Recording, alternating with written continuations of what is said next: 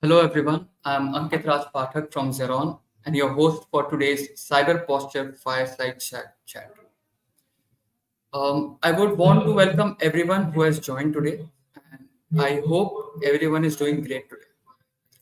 In our previous episode of the live Fireside Chat, we saw our founder, Mr. Sanket Sarkar, and Mr. Ajish from Open Money discussing cybersecurity and open financials journey of PAPG. In today's episode, we have someone from Zeron's engineering team who has been closely associated with the attack surface management. Please join me as I welcome Mr. Ratnadeep De Roy from the product development team. And today we will be discussing about attack surface management and the need of the hour. Hello, Ratnadeep. How are you today? Hello, Ankit. Yeah, I'm doing great. So, how are you? I'm good. I'm good. So get straight to the agenda, right? To start this discussion, let's talk about an overview of what attack surface management is and why is it actually the need of the hour. Yeah. So, attack surface management is basically, a buzzword or an industry term. But if you break the word, it consists of two words. The first one is the attack surface, and the second one is management. So, let's first understand what this attack surface is like. So, attack surface is like, say, take an example of an organization and any bad attacker who is actually targeting that organization. So when a bad attacker is actually targeting an organization, what all information in the information level, what all information that the bad attacker is actually collecting from the internet, from the open source, or from the dark web, right? And all this information, how the bad attacker is actually correlating all this information to build a plan of attack. So that's the phenomena that actually happens. So we have numerous APT groups which actually target different sectors of organizations and also particular organization, and they're actually funded, also government funded or government funded. So in most of these cases, what happens is they understand what this attack surface is like. What are the open open internet facing assets which are actually open to public, which can actually from where the hacker can enter, right? So it actually provides information from hacker's perspective. So that's why it's called attack surface, because the surface is considered as to be like all the assets which are included in the external surface. That's the attack, that is which is prone to attack. Now when it comes management, when the word management joins with attack surface, it's like how well we are able to manage our attack surface. So first is identifying or knowing what the attack surface is, what is it comprised of, and not just knowing our domain or the IP that is associated with it. We also need to know what are the services running, what are the applications running, what are the programming languages that has been used in this application, what are the vulnerabilities, what are the latest vulnerabilities that has come up in these programming languages, right? That is, those are the technologies that has been detected, right? Also, we need to know more series, the vulnerabilities that has been detected in those internet facing assets or those softwares that is actually running in there. So that is the actual information that we need to get in order to understand, okay, so this information which belongs to my company is actually public, is actually any hacker can also get this information. So whenever we find something, okay, this is some critical point, okay, so this is the critical vulnerability through which a attacker and any attacker can actually break the vulnerability and get into our system, so get into our organization. So we need to fix that, and that's where the management thing comes. So that's how attack surface management is correlated. It is not only just vulnerability management or just VAPT like the pen testing, because attack surface is ever evolving. It is constantly changing. So today, what I see my attack surface is, tomorrow it might change. So in Right. order to get the latest information, we need to always know what is happening to our attack surface. Every morning, I need to get the fresh information of our attack, of my attack surface, of my organization's attack surface. So that was the thought behind creating, when we were building this attack surface with our R&D team. This was the thought that we thought of, like doing. Okay, let's try. Okay, this is something we should be knowing. Every organization should know, and we came up with attack surface management. Zerons Attack Surface Management. Yeah. Right, right. Very well explained, Ratnadeep. So moving on to the later half of this question, why is it actually the need of the hour? Yeah. So it is actually the need of the hour, because like companies need to be aware of their attack surface. Just like I said, like every morning I should get the fresh information. So we Right, have our customers who have like asked for a report of their attack surface every morning just before 10 a.m. so that they can get the fresh report and see right, whether there is something that is internal, some domain that should not be public, whether it is available correct, publicly, or whether it is outside. So what are the threats? What are the new vulnerabilities that came up in this span of time? So every day the vulnerabilities are being registered in the NPD, the National Vulnerability right, Database.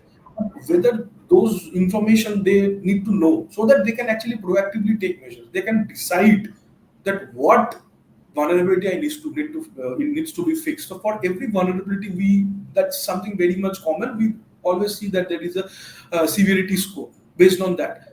So what here we do is we also provide a risk probability. So whether that vulnerability, what is the probability of that vulnerability of having risk to your organization?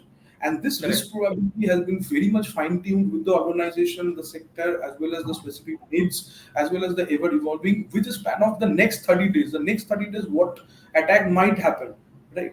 So we mhm, have also incorporated the EPSS, that is the exploit probability scoring system, so into our calculation. Based on that, we find the risk probability. Yeah. Over to right. you. Like very well explained. Thank you so much for the explanation. In the meantime, if anyone of you has any questions you would want to ask from your end, please drop it down in the comment section. We'll surely take it, and Ratnadeep will surely answer those questions. So, Ratnadeep, moving on to the next question, right? How does Attack Surface Management version 2.0 assist organizations in identifying and prioritizing potential attack vectors? So, this is the first part, and we will then next discuss about how version 2.0 differs from its the previous version. Right. So we came up actually. Uh, the movie came up like that. Like we came up with Attack Surface version 1, and that was like in a very short span of time. So we had our R&D team with our CTO, and they just built it over like a fortnight, and they just came up with Attack Surface version 1, and we continued with it, and then we came up with a new version, that's version 1.5. That was a kind of a stable version of the version 1, and then we came up with version 2, which is actually a total makeover, a total change in what existed in version 1.5 and version 1. So let's first discuss like how it differs from the older versions. So I give you some numbers, right? So we have 56.25% increase in the number of scripts, and let me tell you like what the scripts does. Like the scripts are basically, there are approximately like more than 30 scripts which are actually running concurrently for any input that is given taken from the organization. So the only input that we take from the organization is the domain.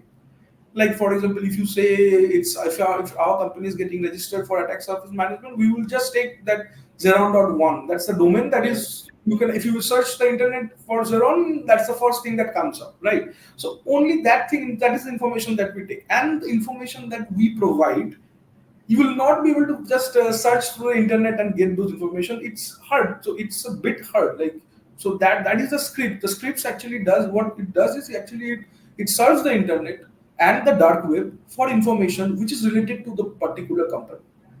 And then right, there is a layer of data validation. So anything that matches with Zeron or matches to Zeron is not the information that we actually show. So then comes the data validation part, where we actually validate the data, and then comes the data correlation part, where we actually relate the data, like how did we came up with this data? Like how does this data, how did this domain or a particular IP that we have found out, how it came? So the chain, so how it is being discovered. So we show the discovery path for everything that we have discovered or everything that we have found out from the parent domain. Right? There is 84% of the scripts have been built in-house. There is a tremendous work that has been done by our R&D team and our R&D lead, that 84% of the scripts have been built in-house, and there are more tools incoming. That those research and work is going on, because it's a threat landscape is ever evolving. It's constantly Right. changing. Like with wars and with politics and everything, the threat landscape is actually changing. And we have also introduced prefect with for our orchestration, and for our scalability we have introduced prefect agents for running concurrent scans. And also the risk scores, just like I mentioned, we have the risk probability. We also have risk scores which is actually assigned for a particular asset or a particular domain or subdomain, and these risk scores are very much fine tuned with the latest information or the latest like the trend that is going on in the security landscape. So that way it is being tuned and everything is in sync, so that we are not showing some data that is old. We're trying to show the data Right. that is fresh, that is alive, and that's it. So that's how we have like evolved over the versions, and prioritizing potential attack vectors, like we said about the discovery path and identifying and prioritizing, so that whenever you are seeing that, okay, so this IP is our internal IP, it should not be available. So you will be able to see from where we got that IP, the subdomain, Right. and from the domain. So in that way, you will be able to just pinpoint your word. So you don't need to search. Okay, it's not just the information that we are showing; it's the correlation also that we are trying to show, so that it's efficient for you to manage and you to take decisions with less time. Over to you, Right. Ankit. Correct. So, Ratnedeep, we have a question in between from Yeah, Mr. Sanket. He asks, would be great if you can tell the audience how this data helps in CRQ. right, right. Yeah. So CRQ, that actually it's like cyber risk quantification, Whatever. which is actually we have a we so how Zeron is designed is like we have four modules, right? We have the A Right. module, the B module, the C module, and the D module. So these all are different. So all of them are different. Like if you are thinking, okay, A, B, C, or D, you might think that they are different, but actually they are not different, because all of them are actually correlated. So how this is correlated? Let's first visualize how the correlation happens. We have the A module, that's the attack surface module. What it does, it actually gets the information of the risk from the external point of view. Anything that is Right. from the external, like what are the assets that is in the external facing assets, or everything that is in the external, which is from the hacker's point of view, it gets the information. So it builds a organization wise risk code.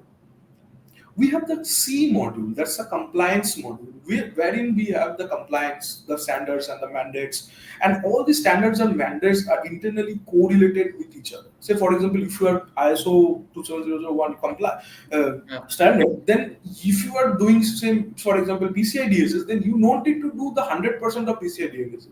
Maybe 15 to 20% of those controls are already implemented because you are already ISO compliant, right?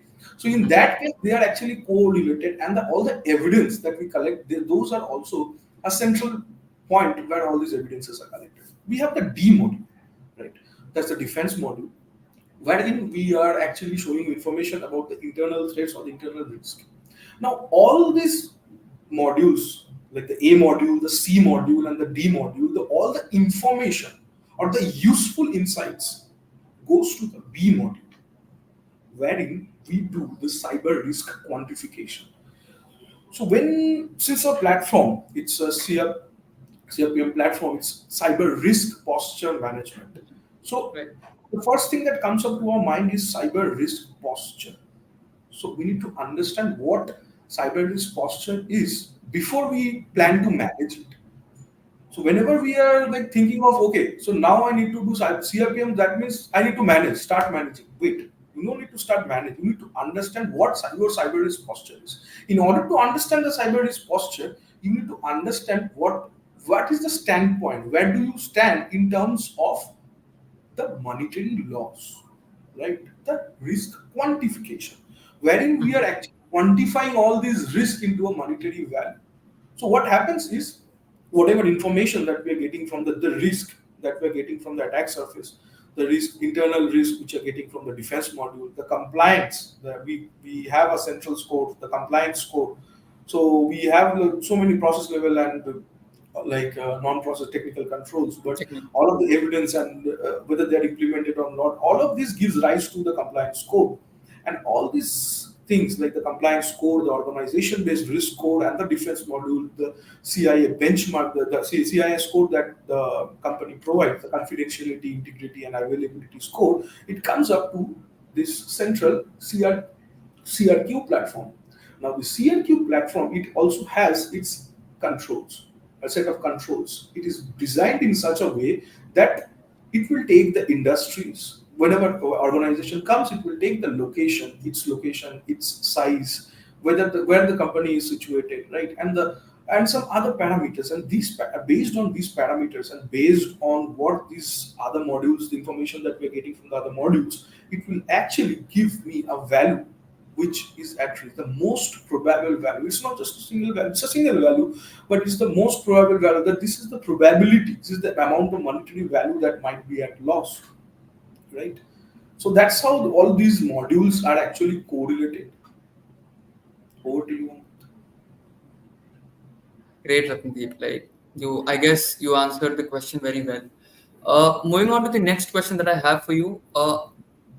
What role does automation play in attack surface management version 2.0? And how does it streamline the process of threat detection and remediation? Sure. So basically, what happens is like, yeah. So we have, just like I said, like we have introduced Prefect for for which is basically an orchestration tool, which actually automates the process of scheduling and managing the worker queues, right? So what happens is we have a central prefect, a manager, and we have some workers. These workers are basically the prefect agents. So what happens is whenever organization comes and it tells that this is the domain or this is the asset that I want to scan, this is the I know that this is my external facing asset.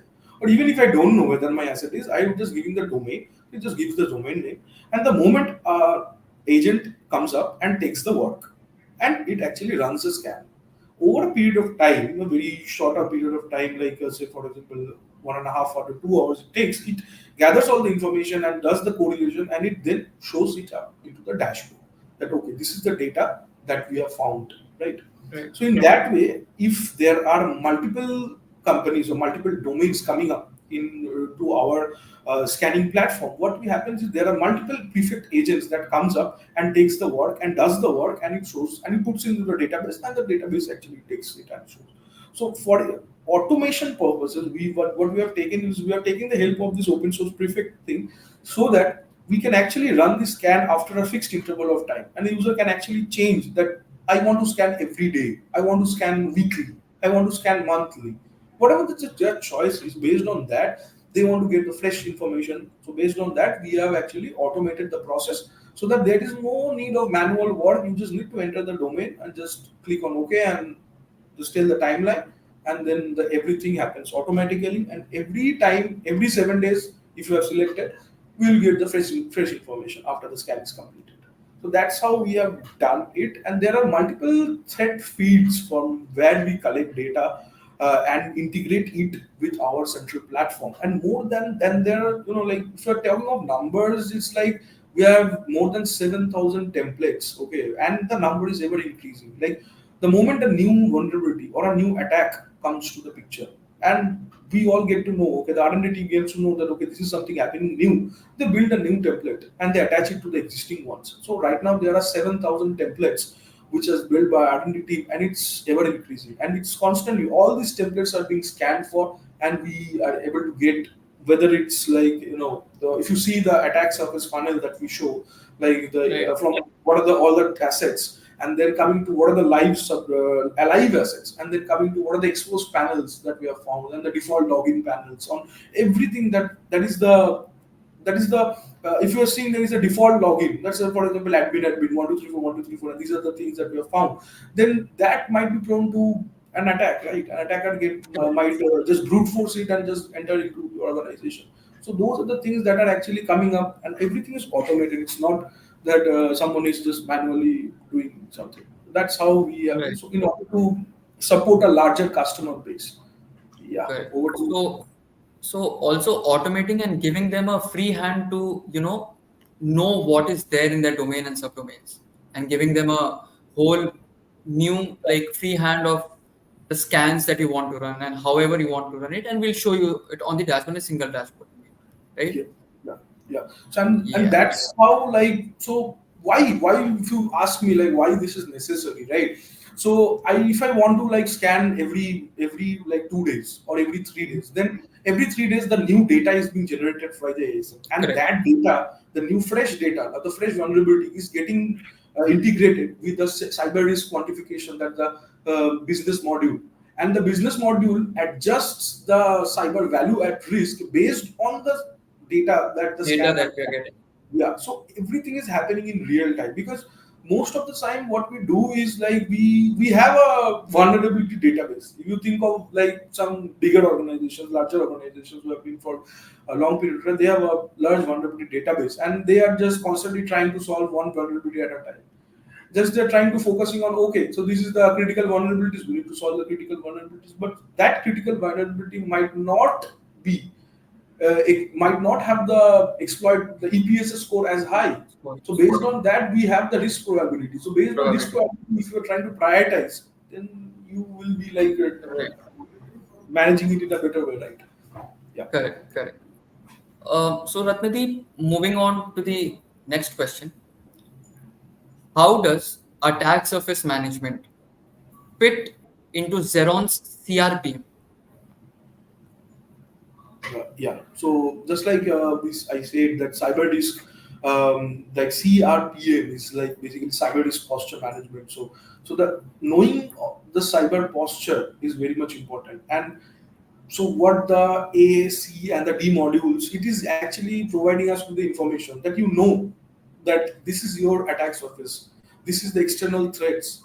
Based on that, if you come to business module and if you are like changing, if you are working on the vulnerabilities, if you are solving some of the vulnerabilities, and if the organization-wise risk code is decreasing, definitely the cyber value at risk, the standpoint of your company, is Right. definitely going to be. So you can actually take informed decision. Okay, so this is the reason why my cyber value at risk is higher, and what is the target cyber value at risk that I want to do? What are the initiatives that I want to take? You can actually take from the business module from the business perspective. So the dashboard is designed in such a way that every modules have been separated, and from the business point of view, like if I so business people, they won't be understanding that granular level, that informative Correct. level. Okay, this is the vulnerability, this is the detection, these are the logins. They won't be understanding. They will be understanding only the monetary thing, the money Under that's right. showing on the dashboard, that this is the current status of your company. So what is the target status that we want to make, and based on that, what are the initiatives that we need to do? And you can actually take the initiative from the dashboard, and then you Dashboard can itself. actually solve them in the respective modules, and then you can just see the result in the dashboard. Okay, so my monetary value is getting lowered, and I am in a better state. I am in a good state, and that's how the CISO, actually can report to the board members that yeah, this is the work that has been done over the past 6 months. So this is the dashboard. This is the information. It's just one click, and you get the entire you can generate the entire report. That this is the report that I want to show to the CXO, so that it's understandable to them in terms of money. Yeah. Correct. So, Ratnadeep, we have a question from Mr. Amit Ayu. He says, what role does employee training play in minimizing the attack surface of a company? I guess Sure. this is a very, very important question. Like, not only like the organization, but each of the employees should also know about like any risks or any attacks that are going to happen, right? So basically, like, yeah, I have been closely working with him, and this is something he always like. This is something that I have learned from him actually. So the way he manages this, like the way he manages the the secret codes, the IDs and everything. And that's the way like I have learned from him actually. And it's a very thing like actually I am, you can say that he has given me that training, So basically what it happens is the company's employees, they have the internal credentials, right? And they will be like, okay, let me go to this website and I just need to log in with my mail, the company mail. I'm logging in with my company mail, and then I'm getting these all benefits. And most Correct. of these kind of websites, they actually will track that mail ID, and it will like keep a database of those mail IDs, and then these are the mail addresses that are exposed, and it also shows up into the dashboard that these are the mail addresses that are exposed, and these mail IDs or these employees will be targeted by phishing. Like the external Correct. organizations will be targeting these employees with phishing mails, and whenever these say see this kind of like, if you see like there is an event, Christmas for example, if you see, we will be seeing like lot of phishing mails are being thrown. They are just like spoofing all those phishing mails just abruptly to, if anyone comes up and just enters the ID and with the the company email address and the password. So they will Correct. try to modify or try to like design the mail or craft the mail in such a way that it looks very much original, very much you know kind of attractive, with some offers and subscriptions and all. So that's how like these are. So in that case, employee training is very much essential. So I've been in my previous organization where at first I got the training, like how the phishing, like for the phishing campaigns, what should we do, whether we should click on any link. So most of the times we see that click here will come, okay, and we just click. But what we are taught is like we should hover our mouse over the click here and see the actual link. We will The be whole able to see thing. the link, and there we will be able to see the domain, the main domain. Maybe that domain is like Zeron.1, but Zeron with like at the end there is a E, Correct. Zerone. So So, these are the any lookalike. alterations, any alterations in terms of alphabets or letters, you mean, right? Yeah, yeah. So these are the lookalike domains, and it's like interesting that our attack surface module, like, it actually gives you the list of all these lookalike Those domains. like domains. All the yeah, all the lookalike domains that is belonging to a particular company. Some of these lookalike domains are actually alive. Some of these lookalike domains are registered. So it also shows the status of those lookalike domains. So in terms of that, company training is very much essential. That you should not be clicking on anything, or you should not be just using your phone to just reply to some random mails, right? Or giving your password, or when you are storing the secrets, you should not be just storing it in some place that is not secured properly. You are just storing it in your phone, storing it, you are sharing it openly with someone through chat. So those are the things, those are the places where it gets leaked. And the Correct. hacker is always, if the hacker has targeted your organization, he's always trying to get more information, and the moment he gets that secret or that the ID or the password, it actually tries to do. And he's fast, he's not stopping it's not like that he'll be taking a month time to attack, or like he's always getting the current information and he's trying to attack. So taking the alive fresh information is also very much important. So that So, way, like, yeah, yeah, so I have a question for you. For, let's say we have scanned few domains and subdomains, right? Let's say a few of these subdomains are inactive. Is there like the not live domains? Do they have any impact in my impact to my organization in terms of financial issues, or is there any like a wholesome impact if the not alive domains are there in the like if you get the not alive domains is what I so mean to say. So whenever we are like showing, so yeah, in our platform you also get to see the not alive domains, and it's based on like you choose like if you want to see the alive ones and the not alive ones. But yeah, Right. the not alive domains, like looking at the not alive domains is very much informative as well. So how it's like maybe some of the one of the not alive domains was holding a service, right? And that service was very much essential, but that service has been down by some DDoS attack that has been done by the hacker, and you are not aware of that. So in that Mhm. perspective, seeing the lookalike, like the not alive domains is also very much important. And also, like we are also providing information for the not alive domains, the flow from where we are getting the discovery path. We're also showing that. So in that case, you can actually see. So keeping the not alive domains, like a lot of not alive domains, which are actually of not any use, is also not good. Like because they might not be any entry point for hackers, but what if they might be? Because it might happen, right? So we don't need to keep so many not alive domains. So we can work on that. So based on that, we can reduce the attack surface as well. Yeah, over to you. Right, right. So we talked about all the CRPM. We had talked about attack surface management version 2.0. So can you discuss any case studies or examples where our attack surface management has proven particular, like it's been effective in enhancing cybersecurity postures? Sure. So yeah, I'll tell you like some of the so we have so many clients who are actually using attack surface from a very like pre-stage, and they have like upgraded to version 2, and they have like a lot of customers who have actually taken up attack surface version 2. So I'll just like to quote some of the things that they have said, because that's in their terminologies. Right. So it's Okay. like we have a client Spandana who has said that ASM is like a game changer and providing invaluable insights into their digital footprint, and also it also identifies and prioritizes the areas of risk and proactively fortify their defenses, ensuring security and resilience to their data and the systems, and it's highly recommended. We have Open Financials who has given like who has said that attack surface management it gives sorry attack surface management gives great insights into their organization's risk posture.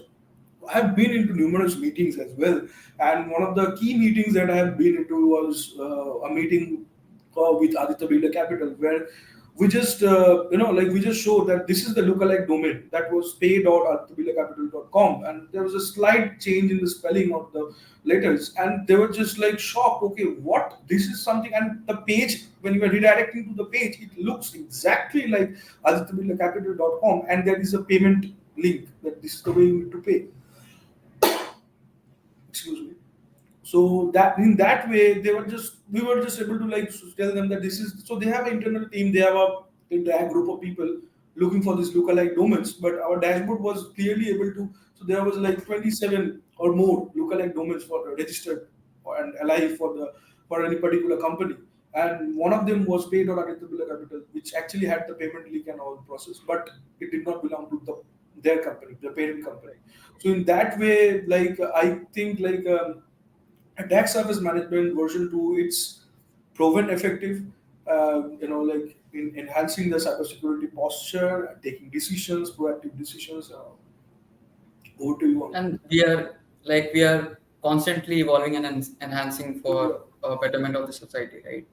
Right, right, So right. in the coming days, we will see a better version of everything in our platform. So we have a question from Kalindi. She asks, will the lookalike domains help an organization with phishing?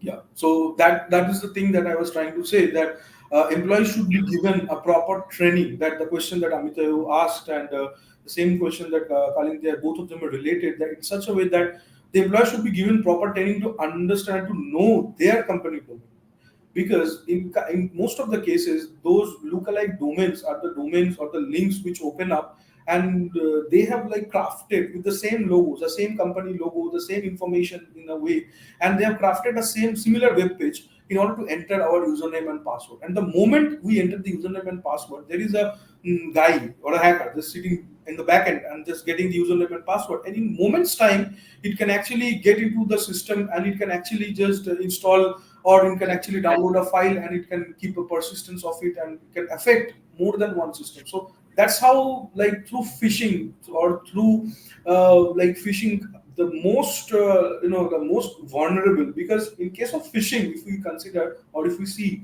phishing as a domain, so in that case the human error is also taken into consideration, which is large for large organizations where multiple people are coming, a lot of interns or a lot of freshers are being hired or most of the time, and then they're not, if they're not given proper training, and they will be like easily like fooled by the lookalike domains, and they like tend to do something that is like, with of great hindrance. Yeah, Right. So, Ratnadeep, moving on to the last question that I have for you. sure, How can organizations create a secure ecosystem with Zeron's cyber risk posture management? sure. So when we talk of an ecosystem, right? So till now, whatever I said was securing an organization, getting the information of a particular organization, securing it, taking actions, proactive measures, managing it. But everything was belonging to one particular organization, right? But we live in a world that is connected, and we cannot be isolated thinking that we are very much secure. So that situation is not possible, right? So we live in a world which is connected, and we need support, assistance, be it technical or non-technical. It's like an analogy where there is one organization and there are multiple vendors which are associated with it, multiple other organizations who are actually dealing with it, right? So in that situation, if I think that okay, I have secured my organization, but I am dealing with other organizations as well who might not be secure, or they might be secure. But in that case, what happens is like we are actually taking in risk through vendors. So in that case, we have a like a another product line, that's the vendor pulse, which actually tracks and gives the risk which is associated with the vendors with whom we correlate. Because if you think of a friend, like if we have already heard of the, like if there is one rotten apple in a basket of apples, then all the other Right. apples get rotten. Like so, in that way, if there is any one vendor who's not compliant, or who is like not following the security standards, whose risk is much higher, in that case, the parent organizations or the other organizations might also suffer. So in thinking of this larger perspective, or thinking of this larger ecosystem, so what is the belief that we carry, each of the Zeronites carry, is like we need to build a secure ecosystem, a secure future. Like for a future, it should be secure. There should be like less insecurity. So in that case, so we have come with vendor pulse, which actually does this job, the same thing. So wherein an organization can actually register their vendors through the vendor pulse and get to know, like get to choose which vendor to choose based on risk, how much risk appetite that organization, the parent organization have. Based on that, it can actually choose their vendors. Right. Right. Over to you. So we have a couple of questions, Ratnadeep. Francis asks, would the platform be able to showcase amount of assets added in the infrastructure with timeline? Yes. So basically, so this is one of the key necessities of one of our customers as well, because they have some of the domains which comes up at a certain period of time, for a certain period of time, for some services which needs to be run for a particularly period of time, and then those services gets down. So whether over that time frame, whether those services are being tracked by our attack surface management module, and whether when the services are down, whether they are being tracked as those attack surface, those domains or the subdomains are not being encountered in the attack surface. So that tracking mechanism has been done uh, with our attack surface, and it actually can do that, right? Right. The next question we have from Abhishek. He asks, how does Zeron's ASN version 2 support scalability for business with growing or changing attack surfaces? Yeah. So just like I said, like we have the attack surface, so we also have the digital risk management for the vendor pulse.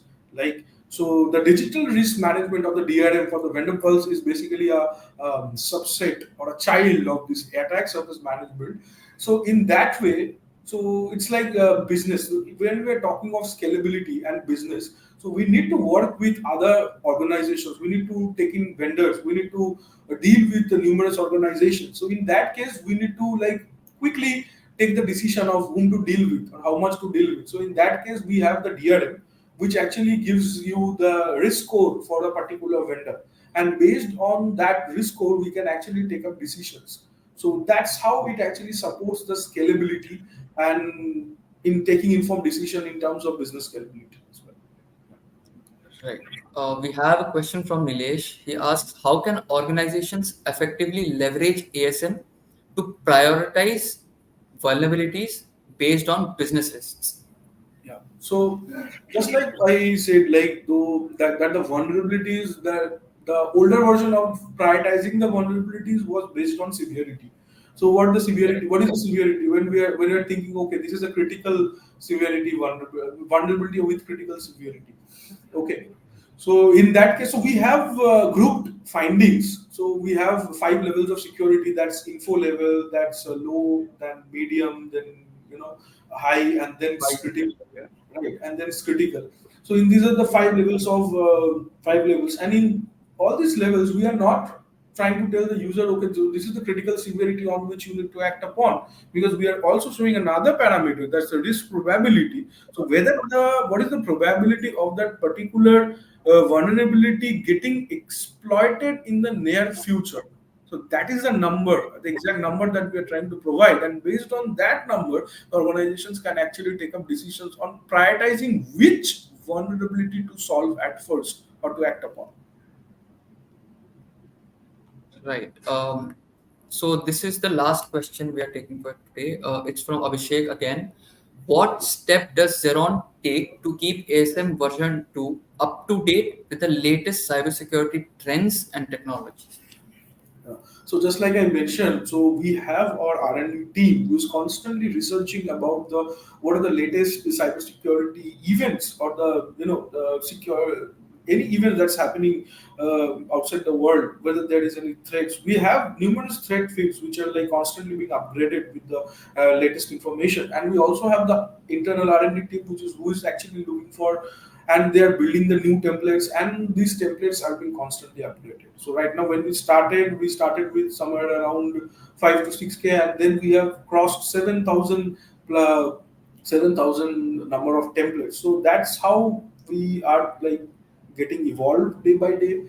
It is also like we also need to be updated with the latest trends or the latest events that Yeah. events that are happening. So that's how we keep ourselves updated. Right. So Ratnadeep, any concluding note you would want to say to the viewers who are watching, and we may like conclude the session for today. Sure. So it's like, yeah. So it's a great. It was a great session.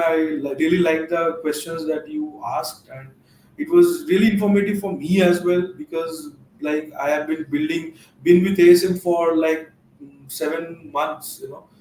6 months building the backend and dealing with working with the infrastructure team and the core R&D team. So we have really great people working in the R&D team who like works tremendously hard with all their knowledge and bring up with this information. So it's really good, like being into and building something, building a product for the future. And we are like I'm really like excited for the new product, the version 2 of the CRQ, the cyber risk quantification that we are coming up with. And like like I'm building that as well, and how I'm trying to correlating all these 3 modules. It's technical jargon, but still I'm doing. And trust me, like I have some very good seniors who are like very helpful, and whenever I reach approach them and helping me, and I'm I'm sure. building, and I'm like in the just getting fascinated day by day. And yeah, and ASM is like really cool, and you just need to try out like what the ASM brings you. And we are also like bringing new versions, right? So Right. keep connected. That's it.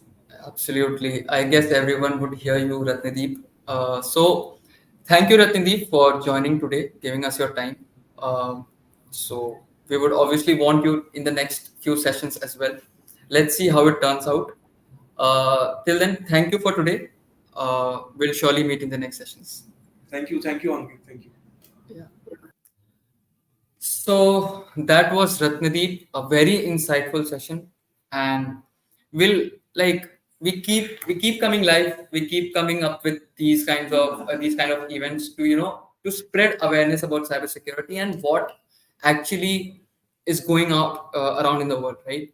So I would request everyone to just keep an eye on our social media platforms, and there is something immensely amazing coming in the first week of May. Keep your eye on the social media platforms and you will get to know all the updates there. So, signing off for today, we'll see you guys in the next week. Gear up for the next week. We have amazing session with someone special and keep an eye on all the social media platforms. Till then, today, I'll take a leave.